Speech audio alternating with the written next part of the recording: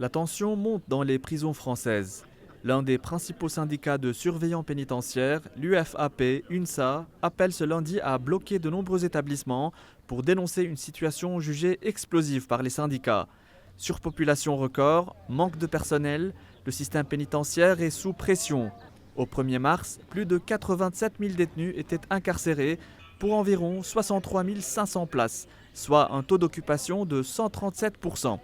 Et chaque semaine, près de 200 détenus supplémentaires viennent encore aggraver la situation. Les problèmes d'effectifs génèrent tout simplement des impossibilités au niveau sécuritaire, de moins en moins de surveillants pour de plus en plus de détenus.